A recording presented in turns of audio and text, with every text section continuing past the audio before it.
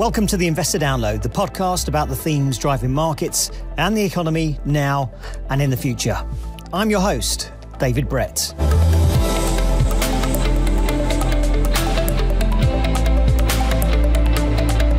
It's barely been 6 months since our world was, perhaps, changed forever. ChatGPT. Maybe you've heard of it. If you haven't, then get ready, because this promises to be the viral sensation that could completely reset how we do things. It is the embryonic version of online artificial intelligence. OpenAI said that it's introducing its ChatGPT app to iOS and iPhones, and that'll open the door to more users, more headlines, as we're getting used to. Google says it's launching its own artificial intelligence-powered chatbot to rival ChatGPT, which mimics human writing on demand. Launched on November 30th, 2022, Chat Generative Pre-trained Transformer, or ChatGPT, as it's more commonly known, took the world by storm. You have to be living under a rock if you haven't heard of ChatGPT. An American firm called OpenAI came out with this in just November last year. And in just about 50 days, it has gotten everyone gripped. ChatGPT, a generative artificial intelligence focused on the creation of new content, became the fastest growing consumer application in history, hitting 100 million users within 2 months, double the speed of TikTok. Its success swelled the valuation of its developer, OpenAI, to nearly $30 billion. And it contributed to making a huge success of others overnight. Welcome back to The Exchange. NVIDIA should change its name to NVID-AI, or maybe it doesn't need to, as it's now become synonymous with the booming technology. Shares rocketing 27% on a blowout quarter. So this is a stark reminder that we are in the middle of a massive AI gold rush right now, and NVIDIA has all the picks and shovels. Right, so you've got these big winners in the public space, just a few really big winners that are going to do really well out of this, and we can already see that. That's Alex Tedder, head of Global and Thematic Equities at Schroders.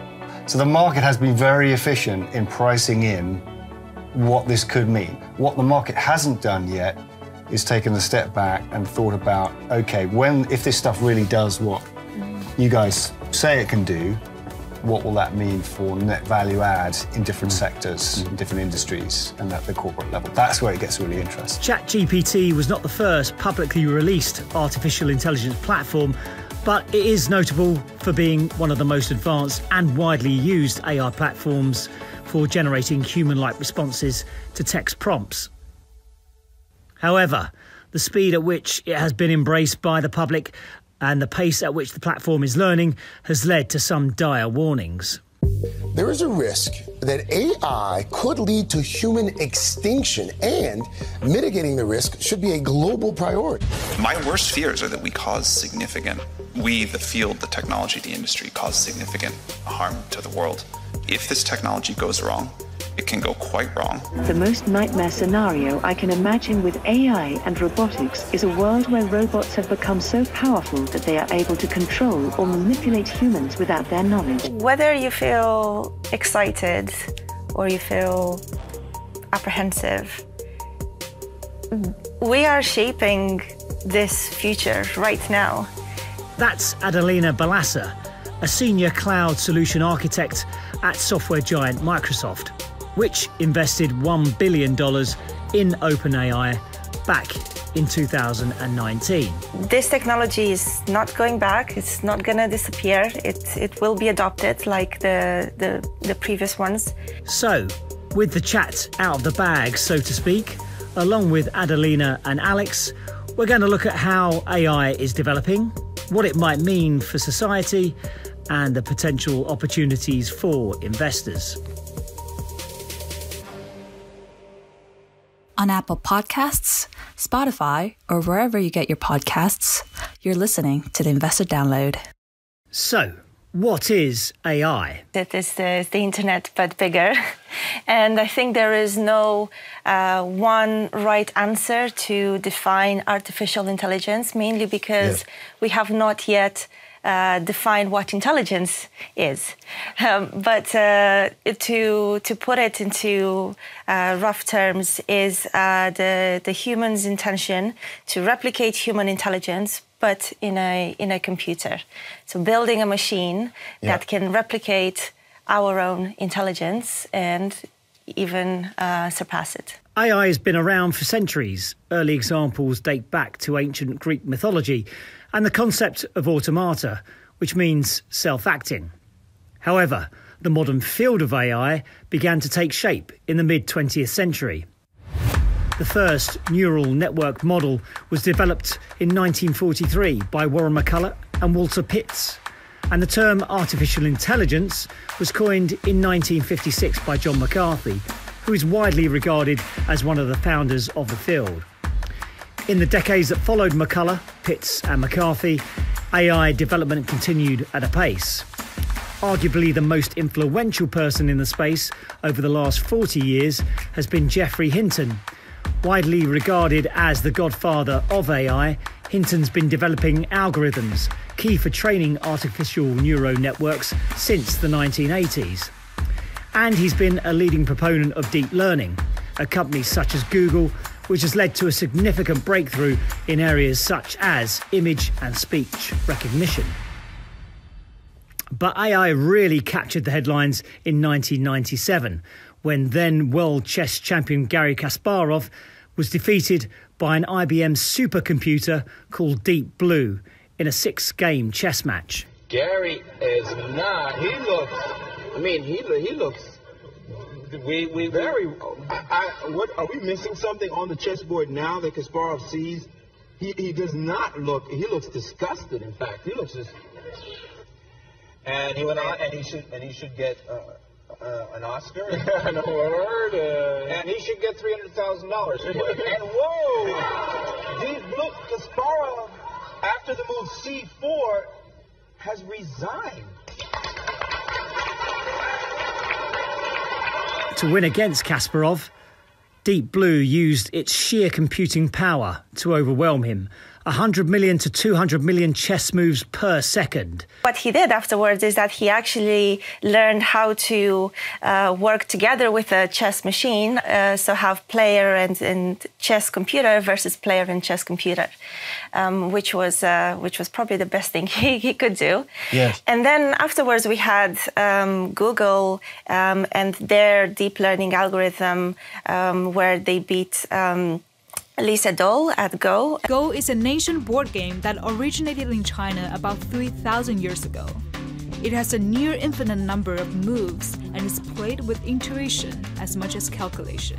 Mr. Lee is a professional Go player of multiple international championship titles.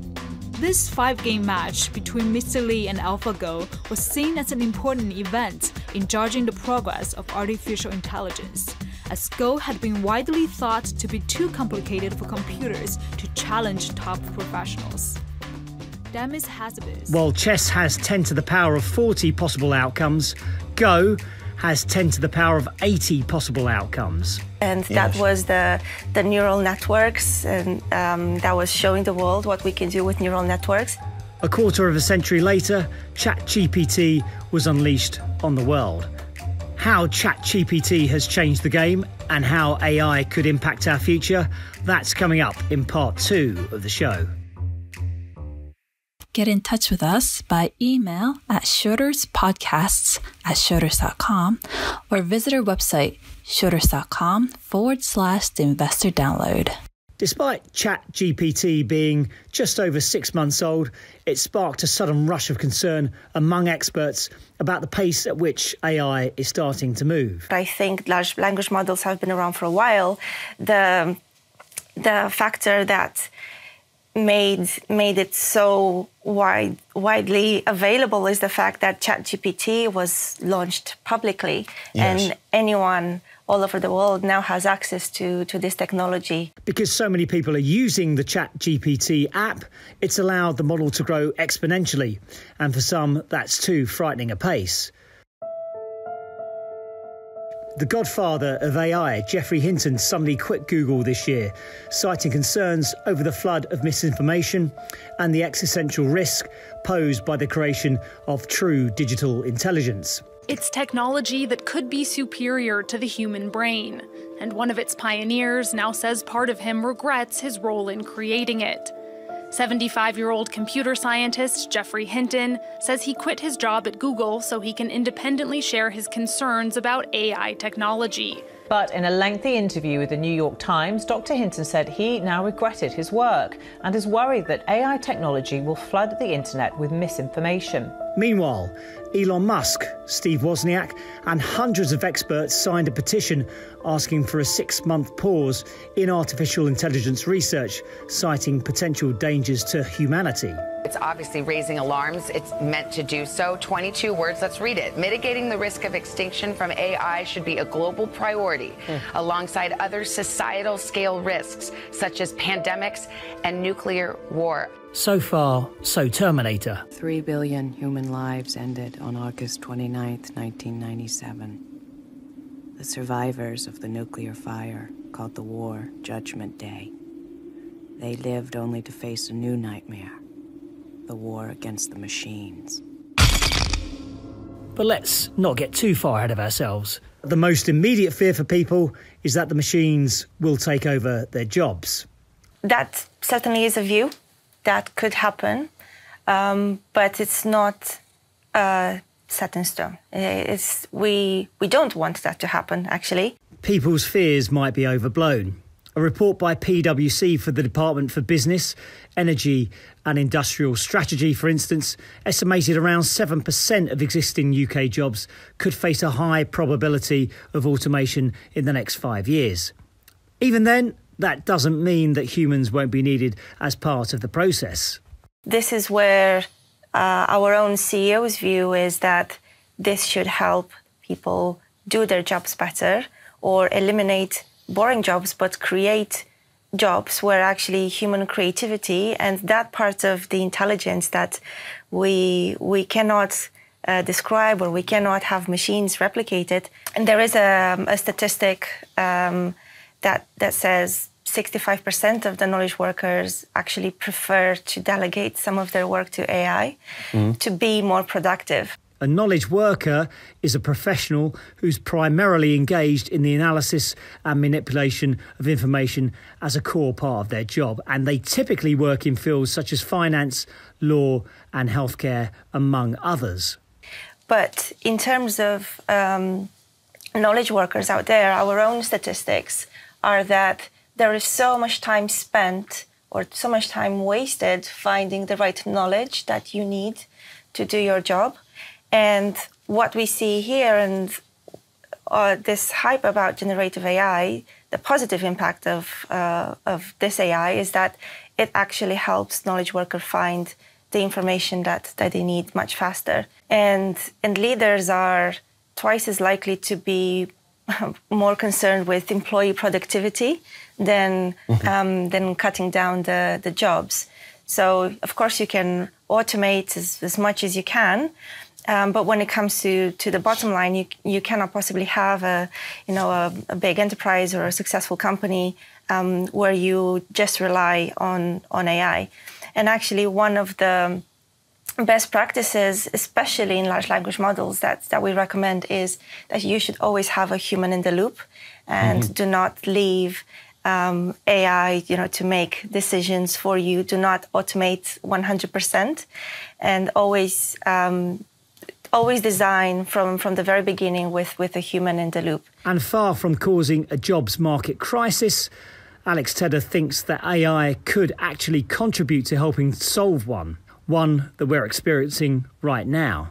From my standpoint, if you take a step back, you think about the West. In the West, we have a labour shortage, generally speaking, and it's only getting worse because of demographics.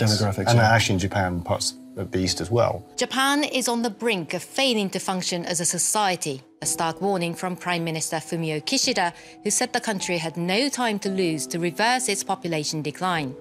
To address a growing labour shortage in the Asian nation, the government has slowly started relaxing its tough immigration policy to bring in more foreign workers. It's estimated that Japan may face a shortage of more than 11 million workers by 2040, according to Recruit Works Institute, an independent think tank, which underscores the economic challenges the nation faces as its population ages rapidly.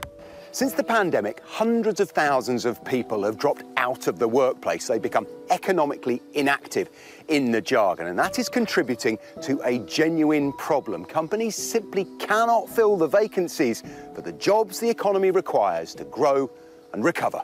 In the UK, the percentage of businesses experiencing a shortage of workers has been around 15% since October 2021. That's according to the Office for National Statistics. A problem brought on by Brexit and demographics and exacerbated by the pandemic. But we're going to begin this hour with a not-so-bravo topic. We're talking about jobs and a major hiring crisis. A problem, really, bigger and older than the Great Resignation you've heard so much about. It's a problem you're not going to find in the unemployment rate, which is, of course, at near record lows. And it's because a large number of American men in particular, men in their prime working years, are actually not working, and they're not even looking for work. The result is a bit of a mystery and also a major hole in the American economy. In the US, about 3.5 million workers are missing from the workforce. That's according to Federal Reserve Chairman Jerome Powell. So many economies have got a labour shortage, right? So from my standpoint, this couldn't come at a better time because this will allow a smaller number of people to be more productive. And that's what you need in the West and in developed economies, okay?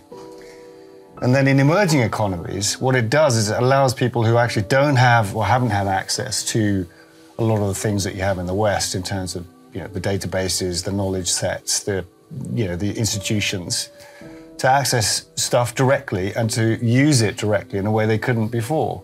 So my view is it's going to contribute to the raising of living standards in developing markets very substantially going forward. But it's not just job security people are worried about. Misinformation and the handling of data is a big concern too. A Forbes Advisor survey showed that 76% of consumers are concerned with misinformation from artificial intelligence tools. There is the responsibility of the government. There is also a shared responsibility, with all of the organizations that use AI. But I think many organizations are wondering, what is the ethical way to use it? How do we use it in the responsible way? Yeah. What are our guidelines? How do we do it? And so I think it's the governments that need to put that in place. And actually quite a lot of guidelines are already in place by, in Europe, the EU AI Act, which is in draft. In the UK, we have an AI white paper and the transparency best practices. So quite a lot is already there.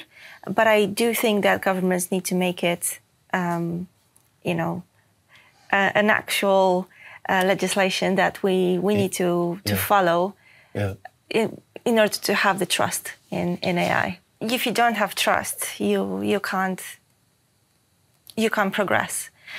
And I look at AI as the top of the iceberg, and there is so much underneath that is unseen. And actually, these large language models have been built using open source data from the internet, but it doesn't help you with data lineage. This is why, what we actually want and the patterns we are building is to have an equivalent of ChatGPT, but on your own data, to help you with that trust. And you must implement a data lineage. You must say, okay, I have this answer, but this is the document where my answer is coming from. This is the pattern that we advise most of our customers who adopt large language models to implement, to adopt. Whether or not you fear AI, it's here to stay. And it's going to have a dramatic impact on our economy and our investments. And that's what we'll cover in the final part of the show.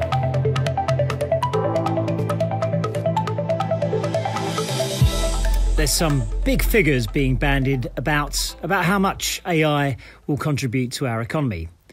And we'll get to those shortly, but let's take a step back and let's look at some smaller figures, which are still pretty big.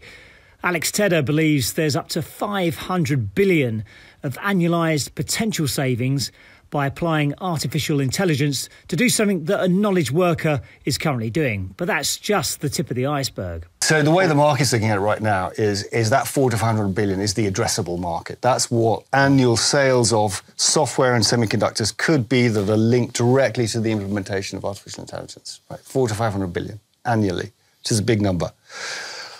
But that is really just a subset, right? Because what you have on top of that is the fact that this tool is a productivity tool primarily that allows you to do lots of other things that you couldn't do before. And so from an economy standpoint, the implications are much, much bigger than 400 to 500 billion annually. How big? According to a recent report by PwC, AI could contribute up to $15.7 trillion to the global economy in 2030. To put that into perspective, that's more than the current output of China and India combined. So what you can see is you very quickly get to big numbers that are very attractive for companies. It's all about how enterprises use this. And when you start to think about that big picture and how it might map out, you can see why the market's so excited about this thing. I mentioned this 400 to 500 billion of annual revenues that will come directly from AI. If we sort of capitalize that at a reasonable number, you're looking at about 2 trillion of capitalization that's related directly to AI. If you think of Microsoft, the size of Microsoft today, and indeed the size of NVIDIA today, which has just doubled, or more than doubled this year, yes, it's already discounting a lot of that 2 trillion of incremental. So the market has been very efficient in pricing in what this could mean from the point of view of revenues in the semiconductor sector and the software sector. What the market hasn't done yet is taken a step back and thought about, okay, if this stuff really does what you guys say it can do, what will that mean for net value add in different sectors, in different industries, and at the corporate level? That's where it gets really interesting. And whether you're active or passive, it will still play, right? It'll play into how people allocate capital between different asset classes and different regions and different sectors. And that's where it gets interesting, is that there'll be winners and losers at the corporate level from this, in terms of how they adopt that AI and how they implement it, how successful they are in improving productivity and improving creativity. And there's going to be big differences in how that comes out at the corporate level. And that's where I think the opportunity is from an active-passive standpoint. Right, so you've got these big winners in the public space, just a few really big winners that are going to do really well out of this, and we can already see that. But there aren't that many. And there aren't many other ways to get exposure to AI in the public equity space. The interesting part is in the private part. That's where you've got all these startups. So AI's potential is huge for us, the economy and investors. But what will the future look like? These models are fantastic. I mean, they are game changers, no question. Things are going to look very, very different. But ultimately, the way to use them will still be up to humans to use them intelligently. In other words, to make decisions based on them. The machine's not really going to do that for them, not for many, many years to come. So I think there are reasons, wherever I look across multiple industries, and there's sort of a sector agnostic view, which is, it's going to help productivity broadly in the way we've talked about. And then there's the sector view. There are multiple industries where it's going to change things dramatically. For example, healthcare, for example, is another one. Coding is another one we haven't really talked about. There's some really big changes to come. So you've got to be optimistic about that, and you've got to think big, because the implications from that are substantial. Well, that was the show. We very much hope you enjoyed it. If you want to find out more, please head to Schroders.com/insights. And we're endeavouring to record as many of these shows in the studio on video. And if you want to watch them in their full unabridged version, then go to Schroders' YouTube channel. If you want to get in touch with us, it's schroderspodcast@schroders.com. And remember, you can listen, subscribe and review the Investor Download wherever you get your podcasts. New shows drop every Thursday at 5 p.m. UK time. But above all, keep safe and go well. Cheers.